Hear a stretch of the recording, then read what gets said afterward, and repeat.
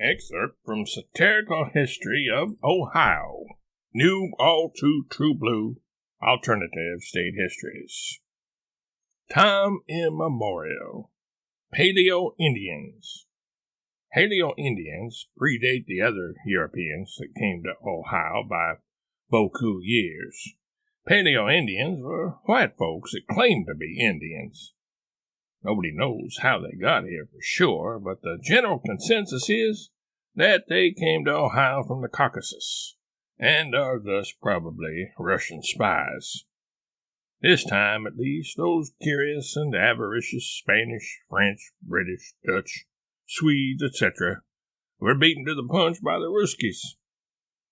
Some of the most famous of these Paleo Indians, whose names live on in infamy, not in infamy because that would be a bad thing, are Bob Feller, Larry Doby, Lou Boudreau, Bob Lemon, Satchel Paige, Trez Speaker, Early Wing, and Cy Young. Fake Indians all. One of the palest of these Paleo Indians was the aforementioned Levi Carpetbag Sheets, seen here in this BIA mugshot. 1663, the Ohio country becomes part of France. In 1663, the Ohio country became part of New France. The Paleo Indians didn't try to prevent the French from taking the country, but, tired of the phony Paleo Indians, once Frank took over the region, the real Indians in Ohio immediately traded in their headdresses for berets and stopped eating buffalo meat in favor of foie gras and escargot. Thus, Ohio's original inhabitants reversed the trend of going native by turning the tables and going colonizer. Here is a shared vision quest of the Paleo Indians, who filled the vacuum left by the Frenchified genuine Indians by carrying on the old ways of healing arthritic bison with acupuncture. 1763, the Treaty of Paris. The Francophile Indians got the buffalo rug pulled out from underneath them when, in 1763, the French decided to go back to Paris and treat themselves to some cheese and Bordeaux.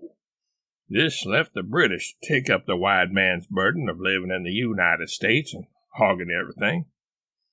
The British stuck around longer than the French because they had no good victuals to return to on their native island, and thus no reason to leave.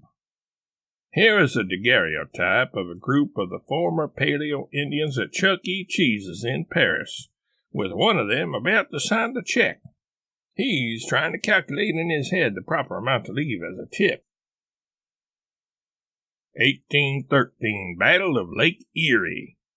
In 1813, a year before Johnny Horton took a little trip with Andrew Jackson down the mighty Mississippi, there was a little dust-up near Put-in Bay, Ohio. Oliver Dukes of Hazard Perry started it. He was kind of cantankerous that way, always putting his oar in when and where it wasn't wanted or needed. This pointillistic painting by Vincent Van Steg shows a scene from that event. 1852, Uncle Tom's Cabin. In 1852, Harriet Beecher Stowaway scribbled some notes about a cabin her Uncle Tom had lived in somewhere in Ohio. Her writings became such a sensation that slave labor was needed to chop down all the trees necessary to keep the book in print.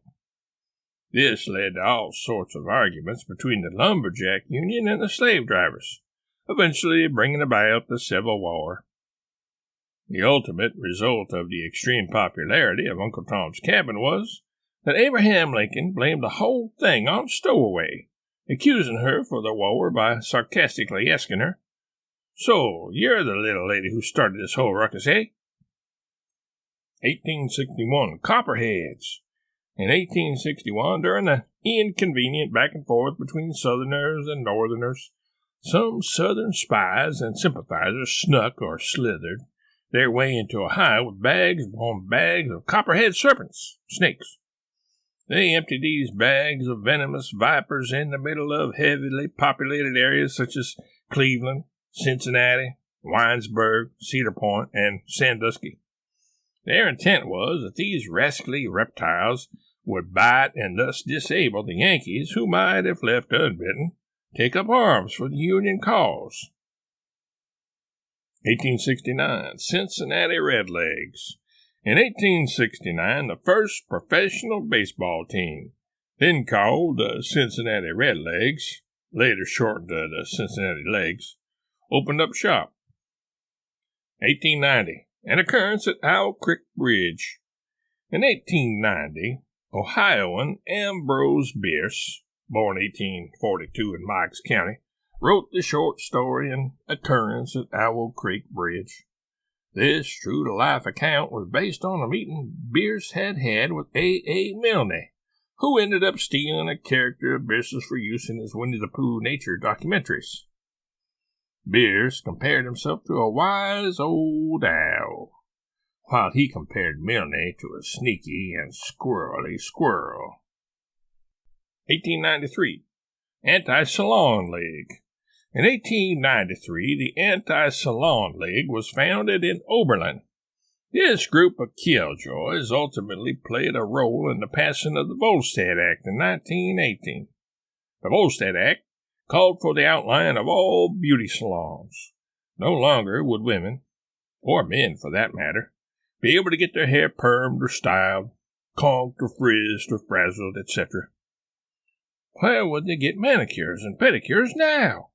They would be sadly on their own in handling these affairs. This state of affairs caused some desperate housewives to manufacture their own hair products at home.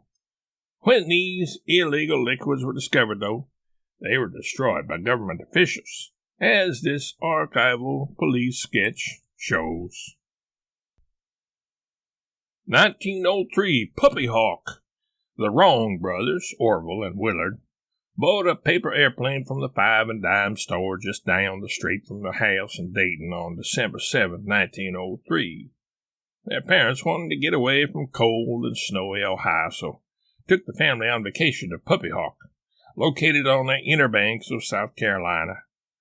There in Puppy Hawk, the rambunctious boys played with the Wrong brothers' paper airplane while making vroom, vroom sounds with their mouths.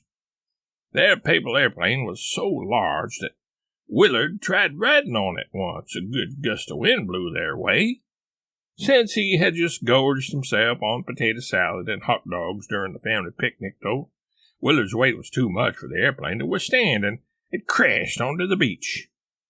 Orville was really mad at his brother for ruining the airplane, and thus their vacation, as far as he was concerned. Here's a picture their mother Judy took, of Willard's outrageous shenanigans just before the crash. 1970s, the Big Red Machine. During the 1970s, the Cincinnati Redlegs, whose nickname was subsequently shortened to simply Legs, fielded a dynasty of sorts, a group of players that came to be known as the Big Red Machine. In that decade of the 1970s, they won the National League pennant 4 times and the World Series twice, in 1975 and 1976. The Reds dominated the decade with such players as Johnny Benchpress, Joe Armflapper Morgan, Ken Griffey Sr., Tony Perez, and Pete Charlie Hustle Rose, just to name a handful. They were managed by George Sparky Anderson.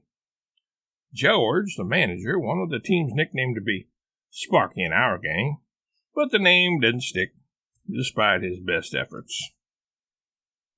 2016, Cavaliers win it all. After 46 years, the Cleveland Cavaliers finally won the NBA championship in 2016.